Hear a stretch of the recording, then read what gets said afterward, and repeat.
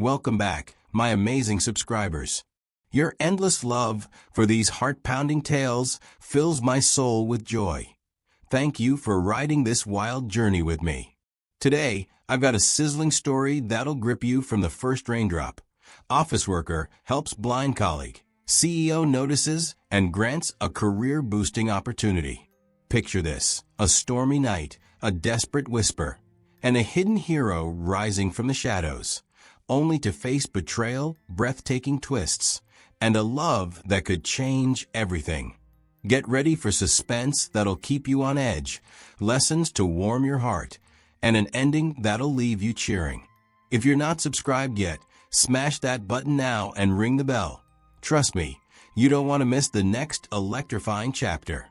It was a stormy night when the world tilted in the heart of Verizon Innovations' sleek Seattle office, a towering glass edifice that gleamed like a beacon amid the city's rain-soaked streets. The tempest outside was a fury of wind and water, lashing the floor-to-ceiling windows with a relentless drumbeat that swallowed the usual hum of keyboards, the clink of coffee mugs, and the soft murmur of hurried conversations.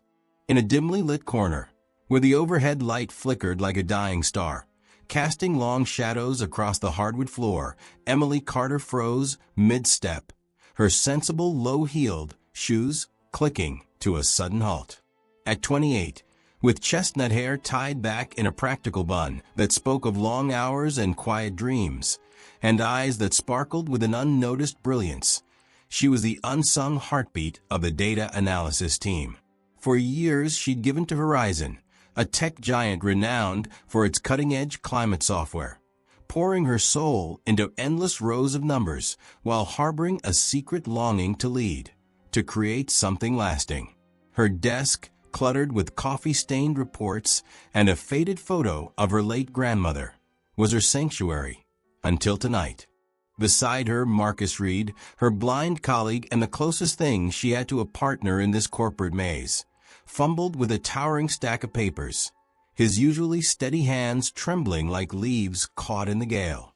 Blind since a childhood illness had stolen his sight at age 12, leaving him with only the echo of colors in his memory. Marcus, now 30, was a wizard with numbers, his predictive analytics a lifeline that had saved Verizon's climate projects from disaster more times than anyone could count. His desk was a fortress of adaptive technology, braille note-takers, a sleek screen reader, and a headset that translated data into sound, tools that turned his darkness into a superpower. But tonight, that lifeline had snapped. A system-wide crash, triggered by a faulty update, had silenced his screen reader, leaving him stranded with a critical report due by dawn. A $50 million government contract to predict storm patterns for the Pacific Northwest, a deal that could secure Verizon's future or plunge it into ruin. The weight of it pressed down, a guillotine poised above their heads.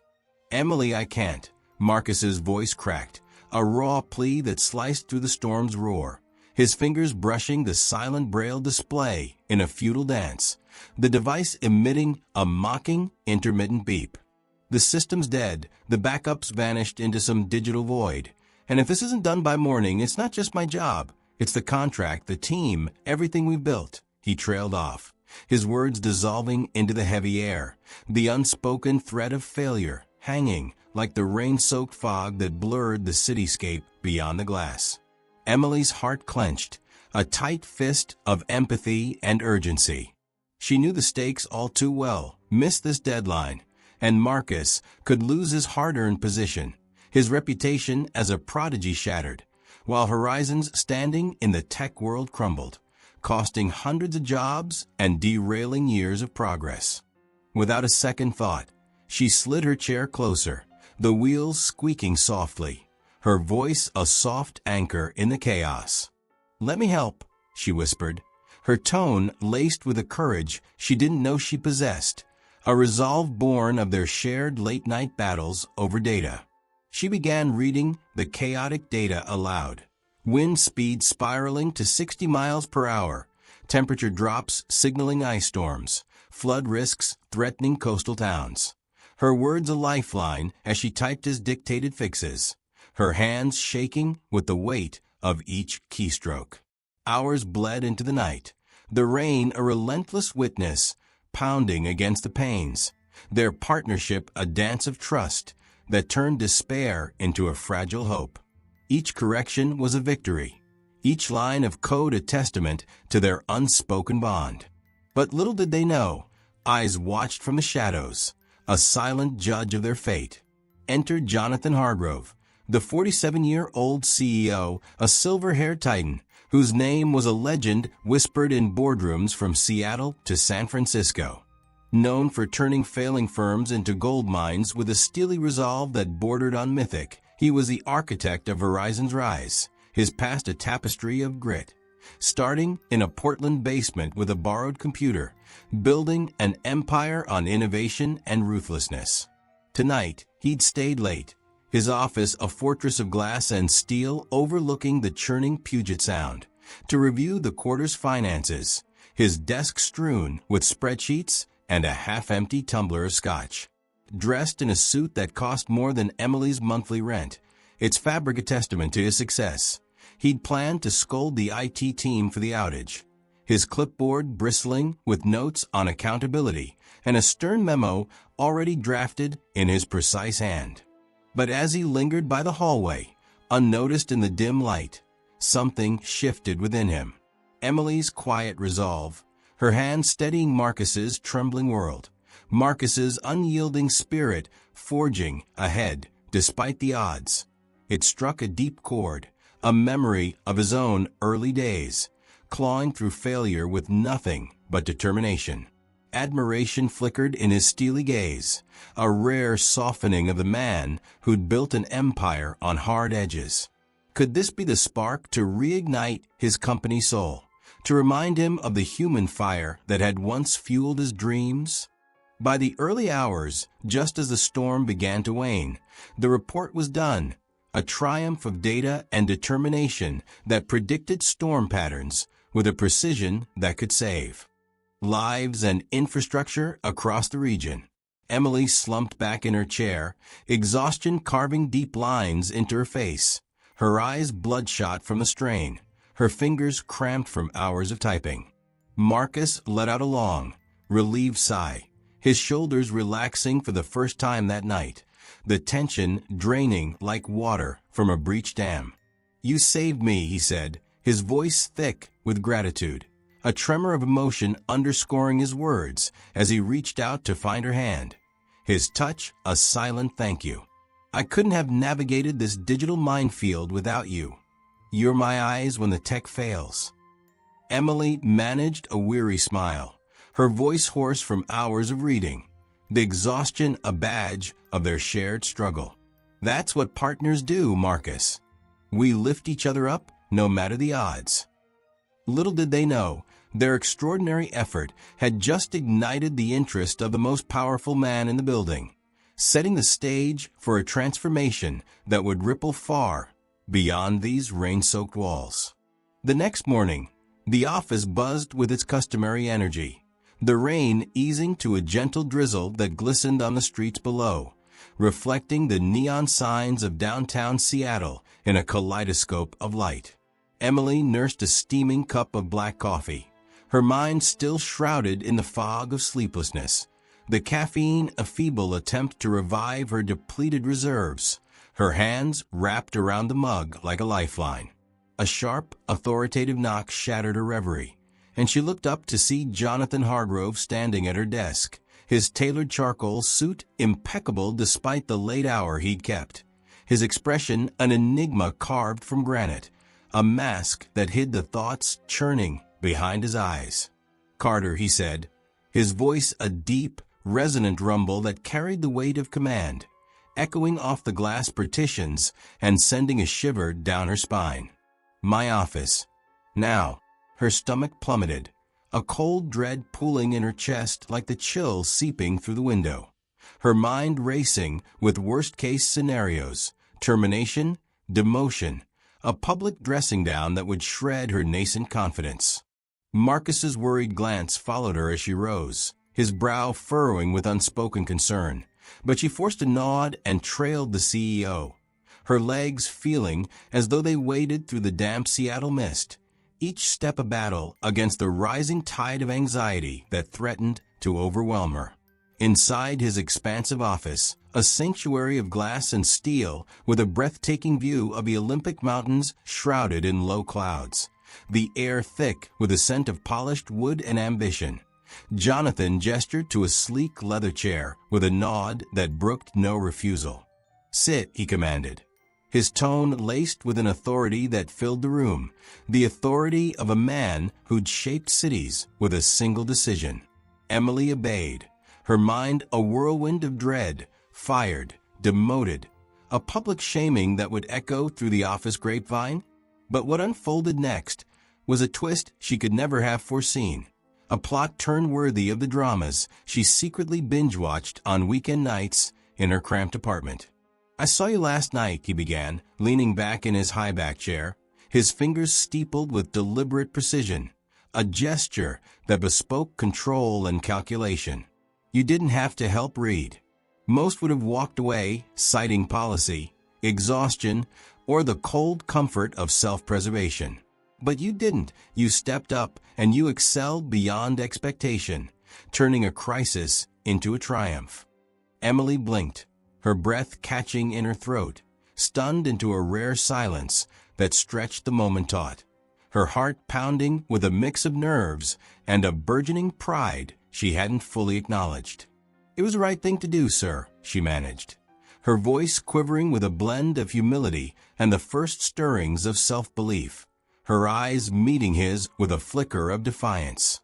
Jonathan's lips curved ever so slightly, a ghost of a smile that softened his usually austere features, revealing a hint of the man beneath the titan, a man who'd once been as green as she was.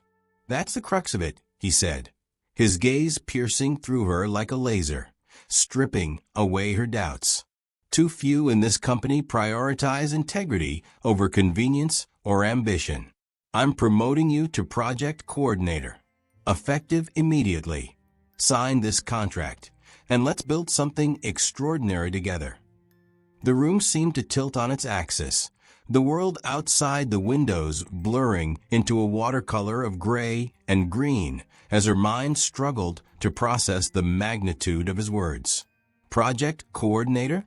It was a quantum leap from her current role as a data analyst, a position that promised a substantial salary bump that could finally pay off her student loans, a corner office with a view of the waterfront where ferries cut through the waves, and the authority to lead high-stakes projects that could shape the future of climate technology and her own destiny.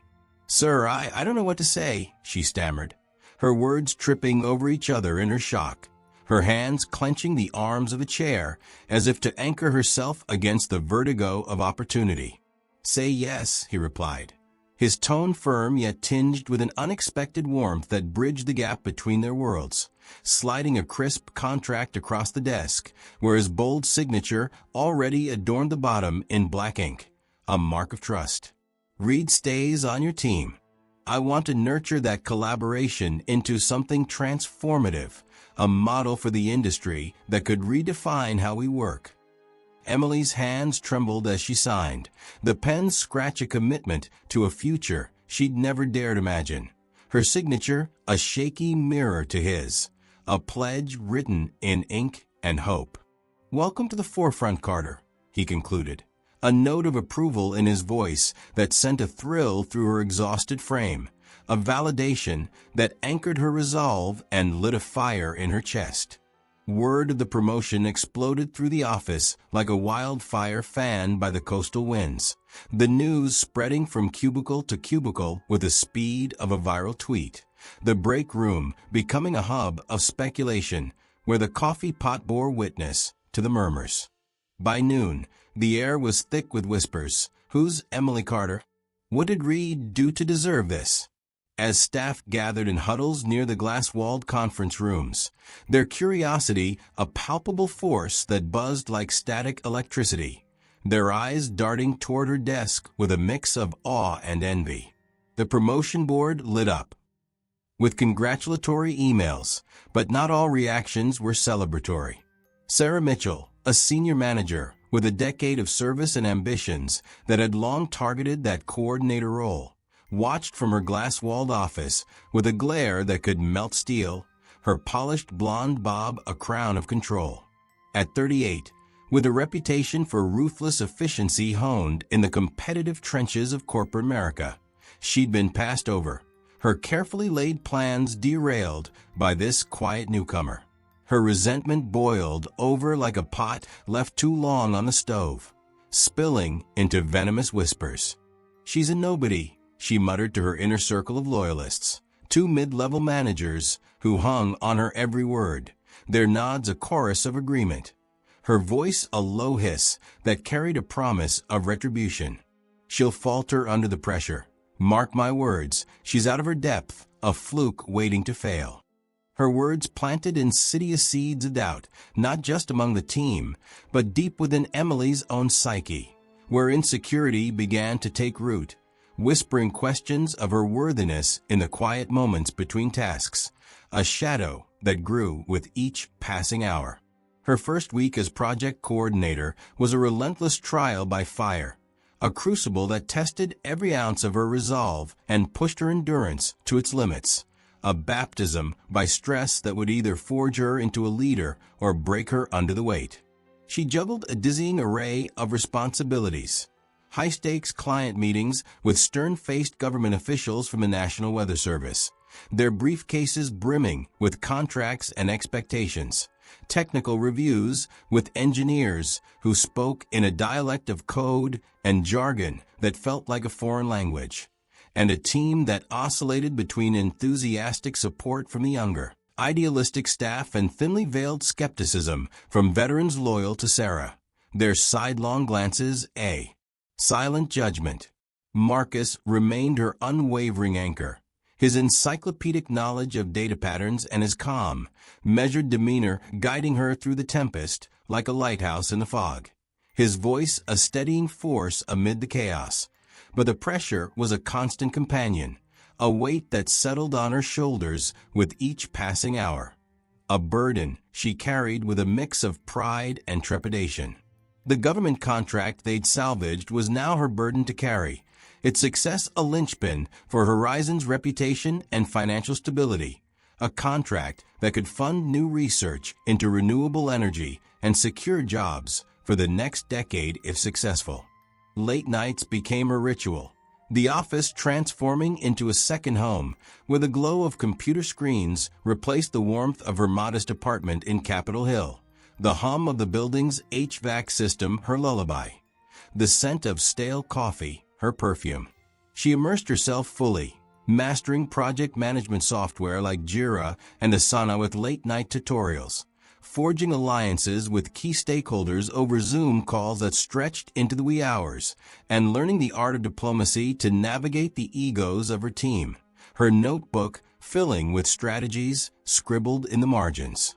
Yet, just as she began to find her footing, a shadow of sabotage reared its ugly head with a vengeance, a sinister undercurrent that threatened to undo her progress. Critical files disappeared from a shared drive. Emails were inexplicably rerouted to dead ends or spam folders where they languished unread. And one morning, she found her meticulously crafted project timeline, hours of work reduced to a soggy mess, soaked with spilled tea, the liquid seeping into the paper like a malicious intent, the cup left conspicuously near her desk with a faint lipstick stain that hinted at its source. Someone was out to derail her, and her instincts, honed by years of quiet observation, pointed unerringly to Sarah, her former rival's shadow looming larger with each incident, a specter of envy that whispered threats in the silence. One damp evening, as she labored late to reconstruct her work, the soft, rhythmic tap of Marcus's cane announced his presence, a sound that had become as familiar as her own heartbeat, a rhythm that steadied her fraying nerves. "Emily, you're pushing yourself to the brink," he said, his voice laced with genuine concern, his head tilting slightly as if to gauge her state through the silence between them, his unseeing eyes a mirror to her exhaustion. Let's get to the bottom of this together. Two heads are better than one, especially when one can see what the other can't. Grateful for his support, a lifeline in the storm, they embarked on a meticulous investigation, retracing her digital footsteps with the precision of detectives in a noir thriller, their collaboration a dance of deduction. They pored over server logs late into the night, cross-referenced access times with the diligence of archivists, and analyzed metadata with the focus of scientists, uncovering a pattern. Unauthorized logins tied to Sarah's credentials, subtle edits that corrupted data with surgical precision, and a trail of deleted backups that vanished like footprints in the rain, erased with the efficiency of a seasoned saboteur. The realization hit like a freight train barreling down the tracks.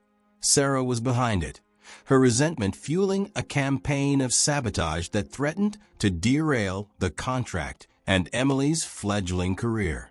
But proving it was a Herculean task, requiring irrefutable evidence that could withstand the scrutiny of a corporate tribunal and the potential backlash of a public scandal. They needed more than suspicion, they needed a smoking gun. And time was a luxury they didn't have. With a contract presentation looming in just 3 days, each hour a ticking bomb that could detonate their efforts into ruin, leaving them exposed and vulnerable. The tension reached a fever pitch on the eve of the presentation, a night that felt like the calm before a hurricane's eye. Emily sat alone at her desk, a battlefield strewn with crumpled papers, empty coffee cups, and a laptop casting a ghostly glow across her pale face, the clock ticking toward the witching hour, the office eerily silent save for the distant hum of the building's HVAC system and the occasional drip of rain from a leaky window seal that punctuated the stillness. A shadow fell over her, and she looked up, expecting Marcus's familiar silhouette against the dim emergency lights, his cane a comforting presence. Instead, it was Sarah, her expression a mask of barely contained fury, her eyes glinting with a manic edge that sent a chill down Emily's spine, her presence a storm within a storm. "You don't belong here," Sarah spat, her voice a venomous whisper that slithered through the air like a snake in the grass, as she dangled a USB drive between her fingers like a weapon forged in spite, its silver surface catching the light like a promise of doom. "This is your undoing. Every mistake, every failure, all on here, ready to be exposed to the world and bury you under the weight of your own inadequacy." Emily's blood turned to ice, her mind racing as she recognized the drive as the key to her sabotage, a digital Pandora's box that could unleash chaos and end her career in a single keystroke. Before she could react, Marcus's voice sliced through the tension like a blade, sharp and unyielding. "Drop it, Sarah," he said, his tone steady and authoritative, his heightened senses having detected the confrontation from across the room, his cane now a silent sentinel at his side, a symbol of his resolve. Sarah froze, her eyes darting between them, her breath hitching in her throat, then bolted, the drive clattering to the carpeted floor in her panicked retreat, a metallic clink echoing in the stillness like a gunshot in the night. Emily lunged for it, her hands trembling as she plugged it into her laptop, her fingers fumbling with the port in her haste, the device whirring to life with a soft hum that felt like the heartbeat of her future. The files that unfolded were a treasure trove, timestamps marking Sarah's late-night edits, edit logs revealing corrupted datasets, all bearing her digital fingerprint, a confession written in code that glowed like neon gilt on the screen. It was damning evidence, a smoking gun that could end a career and alter the company's trajectory with a single revelation. But reporting it risked a scandal that could destabilize Horizon, alienate allies, tarnish the company's pristine image, and invite legal repercussions that might drag on for years, a quagmire of depositions and headlines. What should she do? Confront Sarah directly and risk a volatile escalation that could turn the office into a battlefield? escalate to HR, and navigate a bureaucratic minefield that could leak to the press, amplifying the damage? Or take it straight to Jonathan and trust his judgment to handle it with the discretion it demanded? A gamble on his integrity? The decision weighed on her like an anchor, her mind a battlefield of ethics and strategy as the clock ticked inexorably toward dawn, the deadline a specter looming ever closer, its shadow stretching across her desk like a dark omen.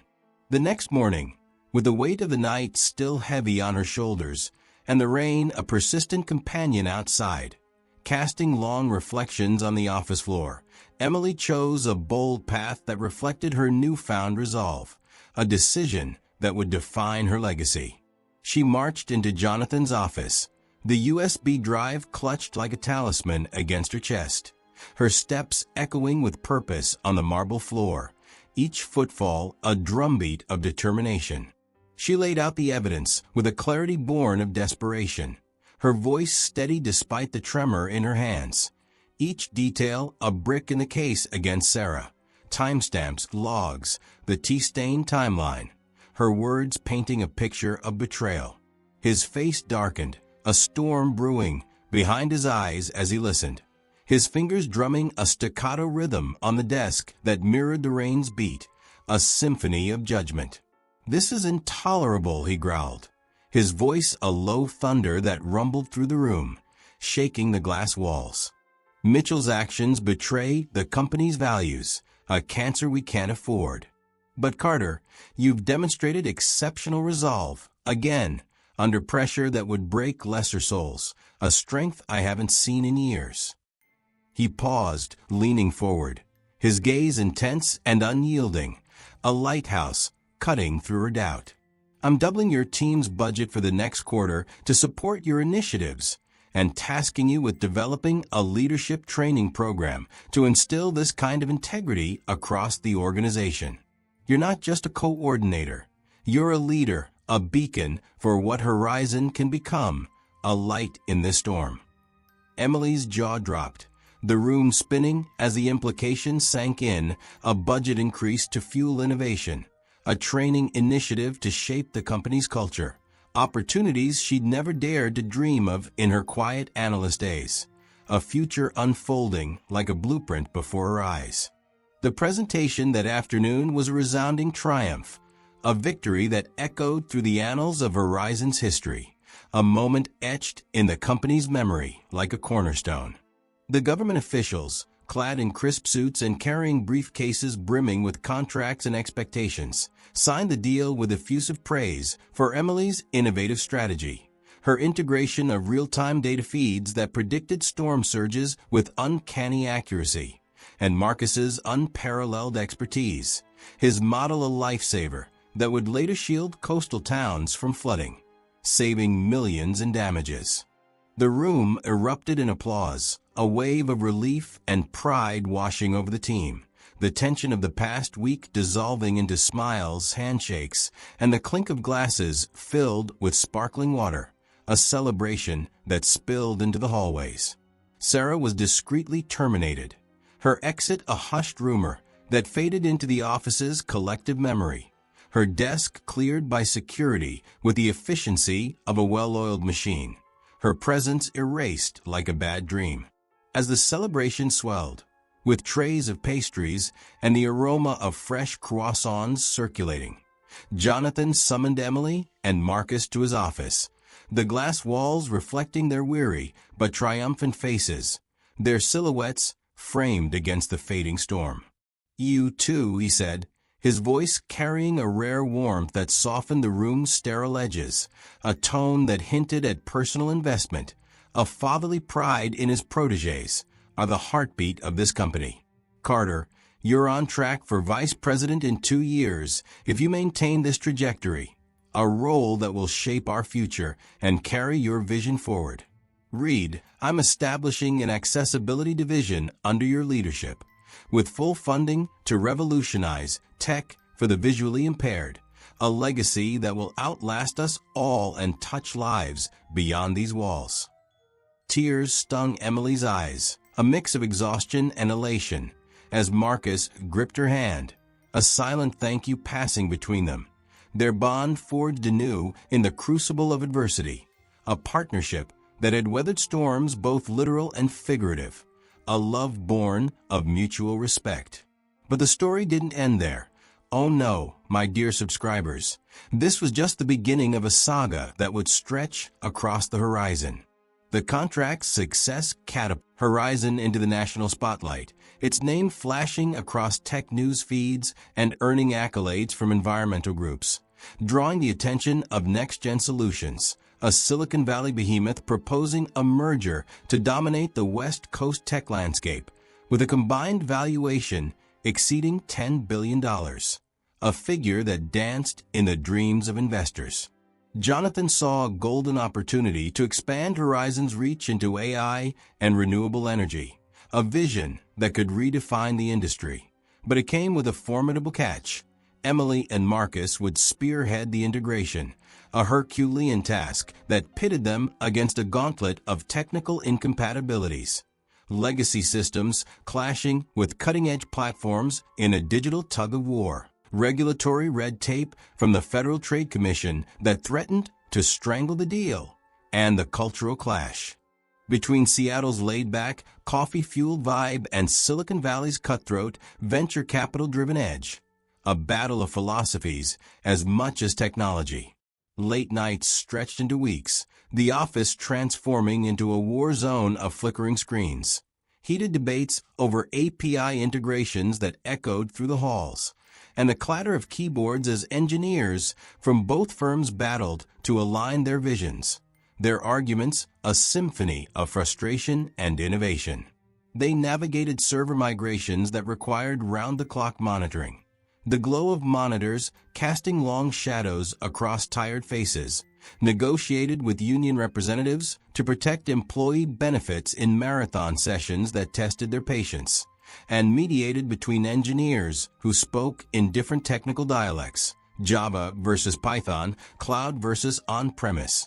Their partnership a lifeline amid the chaos, a beacon that kept the project afloat through the darkest hours.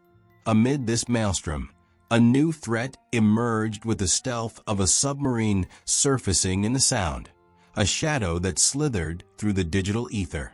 An anonymous whistleblower began leaking sensitive merger details to tech blogs like TechCrunch and local news outlets like King 5, each revelation a dagger aimed at the deal's heart. Confidential financials that exposed profit margins, strategic plans that outlined expansion targets, even personal emails that hinted at internal dissent, threatening to erode stakeholder trust and invite regulatory scrutiny that could derail months of work. Emily and Marcus suspected an insider, their trust in the team shaken to its core, a betrayal that cut deeper than the rain, and launched a covert investigation with the precision of a spy thriller, their determination a shield against the unknown. They assembled a discreet cybersecurity team, setting up a sting operation that planted decoy data, fake merger terms laced with tracking codes that glowed like breadcrumbs, and monitored communications with the vigilance of hawks, their eyes scanning encrypted channels late into the night. The suspense built with each intercepted message, the trail winding through a labyrinth of VPNs and aliases until it narrowed to David Nguyen, a junior developer whose nervous demeanor and late-night logins had raised red flags, his hands trembling as he typed in the server room. In a late-night meeting in a dimly lit conference room, the air thick with a scent of stale coffee and the weight of secrets, they confronted him. "I didn't want to," David stammered, his face pale under the fluorescent lights, his hands twisting in his lap like a man caught in a trap. "A next-gen executive threatened to revoke my work visa if I didn't pass the Intel. My family's depending on me, my sister's in college, my parents back in Vietnam." Empathy warred with duty in Emily's heart, her mind flashing to her own immigrant roots, her grandparents who'd built a life in Seattle with nothing but hope. She proposed a solution to Jonathan, her voice steady despite the stakes, offered David a chance at redemption by cooperating to expose the executive in exchange for leniency. visa support to secure his family's future, and a counselor to address the stress that had driven him to this edge. The plan unfolded with surgical precision. David wore a wire during a staged meeting in a nondescript cafe. The executive caught red-handed accepting the decoy data over a latte, his smug smile fading as the recorder clicked, and the merger was salvaged with a public statement that turned the narrative in Horizon's favor, a press release that painted them as victims of corporate espionage. The deal closed with a flourish, a $12 billion merger that elevated Horizon to a national powerhouse, its stock soaring on the NASDAQ with a 15% jump, a victory lap for the team. Emily ascended to vice president, her new office overlooking the bustling waterfront where ferries cut through the waves, a symbol of her rise, while Marcus's accessibility division gained widespread acclaim, attracting talent from MIT and Stanford. His work featured in TED Talks that inspired millions. Yet, peace was a fleeting illusion, a calm before a storm of a different kind. A tempest brewed in the hearts of rivals. A rival firm, Apex Dynamics, based in the sun-scorched sprawl of Austin, green with envy over Horizon's ascent to the top, unleashed a vicious smear campaign that struck like a Texas tornado, a whirlwind of lies that threatened to tear down their hard-won tower. Fabricated documents alleged Emily's promotion stemmed from nepotism, claiming a fictitious connection to Jonathan through a fabricated family tie, while edited videos portrayed Marcus as exploiting his disability for sympathy, the footage looping on X with vicious commentary from anonymous accounts that spewed hate like venom, their words a poison that seeped into the public consciousness. The onslaught shook Emily's confidence to its core, her inbox flooding with hate mail that ranged from crude insults to veiled threats that made her lock her door at night, while Marcus faced personal attacks that tested his stoic resolve, his phone buzzing with messages from old friends questioning his integrity, their doubt a knife in his heart. The office fractured into factions, the tension as thick as the morning fog rolling off Lake Washington, with water cooler debates turning into whispered arguments that split the team, loyalties tested like steel in a forge. Undeterred, they traced the source to a hacker employed by Apex's CEO, Victor Langston, a ruthless strategist with a history of dirty tactics from his days in the oil industry, his wealth built on exploiting loopholes and bending rules, his office a lair of dark deals. The evidence: encrypted emails that revealed payment plans, cryptocurrency trails that led to offshore accounts, IP logs traced to a server in Dallas, was a gold mine, a treasure chest of truth, but exposing it required a public showdown that could backfire if mishandled, a gamble that could cost them everything. Emily proposed a live press conference, a high-stakes gamble to reclaim their narrative and turn the tables on Apex, a move that required every ounce of her newfound leadership, her voice a beacon in the storm. The day arrived, the tension palpable as cameras rolled in Horizon's sleek auditorium, the room packed with journalists from the Seattle Times to CNBC, their lenses glinting like predators' eyes, their pens poised like daggers, the air thick with anticipation. Emily stood tall at the podium, her voice steady as she presented the evidence with the precision of a seasoned prosecutor, each document a nail in Apex's coffin, emails time-stamped with Langston's approval, video edits with metadata exposing the fraud, while Marcus delivered a moving testimony about resilience and integrity that brought tears to the eyes of seasoned reporters, his words a call to action for inclusivity, his voice rising like a hymn. The room fell into a stunned silence as the truth unraveled, a collective gasp echoing off the walls, Apex's stock plummeting as the scandal broke wide open, a 15% drop in a single hour that sent shockwaves through the market. Victor Langston issued a grudging public apology, his reputation in tatters, forced to step down amid shareholder outrage that demanded his head, his empire crumbling like sand, while Horizon emerged as a symbol of triumph, its brand bolstered by the narrative of resilience, a phoenix rising from the ashes. The press dubbed them the dynamic duo of tech, their story inspiring a grassroots movement for workplace equity, with hashtags like #HorizonHeroes trending on X, amassing millions of views and sparking debates in coffee shops from coast to coast. Jonathan, moved by their tenacity and the public's resounding support, a tidal wave of goodwill that swelled with each news cycle, rewarded them with a global outreach initiative to promote tech accessibility across the U.S., a mission that would extend Horizon's influence beyond profit into the realm of purpose. They embarked on an epic journey, starting in Chicago's windy streets, where they trained community centers on screen reader software, teaching seniors and students alike how to navigate windows with JAWS, their laughter filling the rooms as blind coders typed their first lines, a symphony of progress.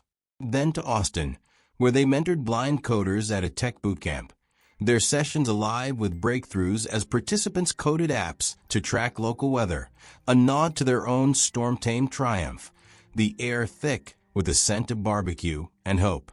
Finally to Boston, where they launched a pilot program integrating haptic feedback devices into education, partnering with Harvard to develop prototypes that translated text into touch, a teacher weeping as her visually impaired student read a book for the first time, a moment that cemented their legacy in tears and triumph.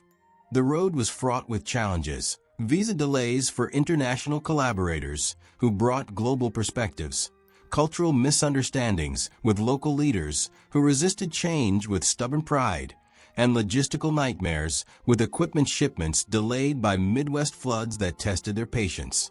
But each success fueled their mission, a fire that burned brighter with every step. In Chicago, a blind teenager coded a weather app that predicted local storms, a direct echo of their own journey, his smile a beacon. In Austin, they hosted a hackathon that birthed a startup, Access Tech, now valued at $2 million, its founders young and fearless. In Boston, a teacher's tears became a viral video shared by millions, a testament to their impact.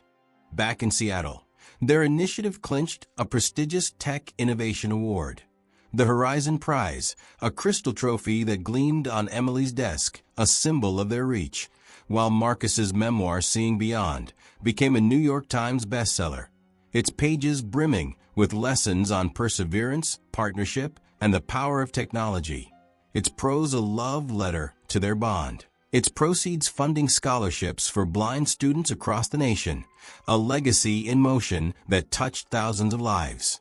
But a new shadow loomed on the horizon, a dark cloud on the edge of their victory.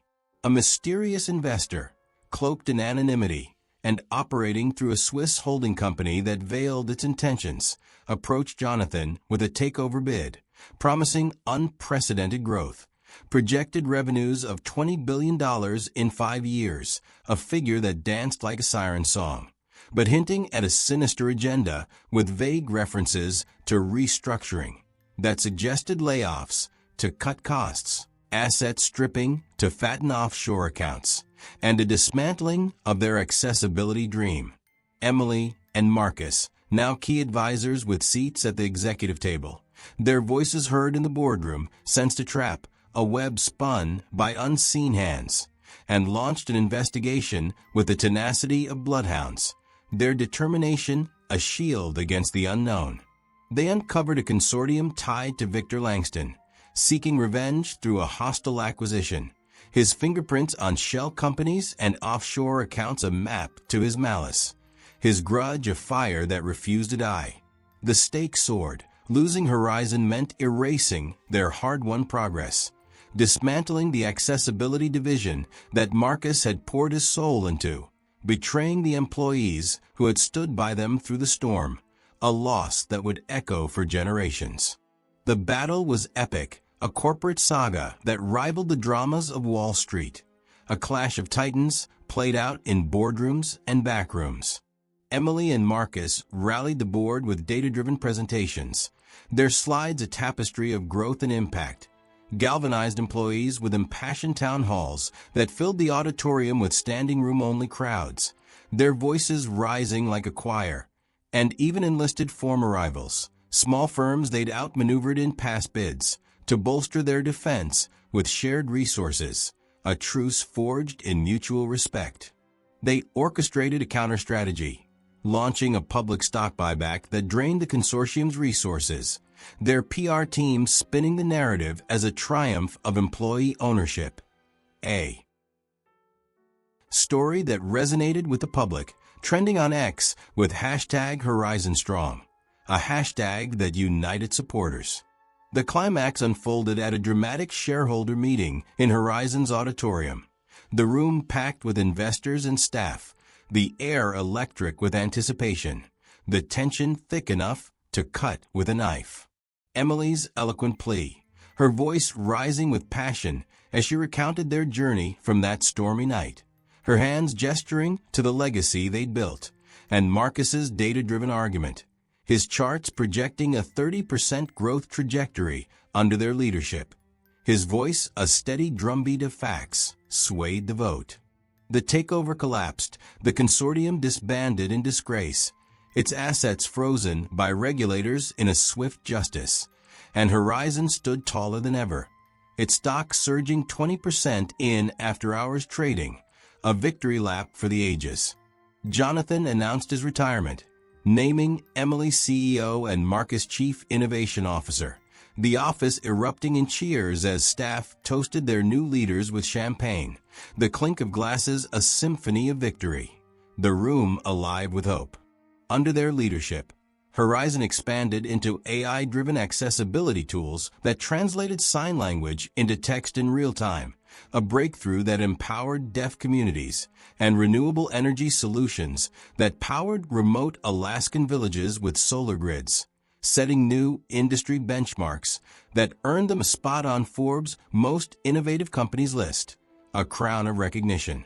One crisp evening, as they stood on the rooftop overlooking a twinkling Seattle skyline, the Space Needle a beacon in the distance, the air crisp with the scent of pine and possibility, an encrypted email pinged Emily's phone, its subject line reading Project Vision, a new dawn or a new threat.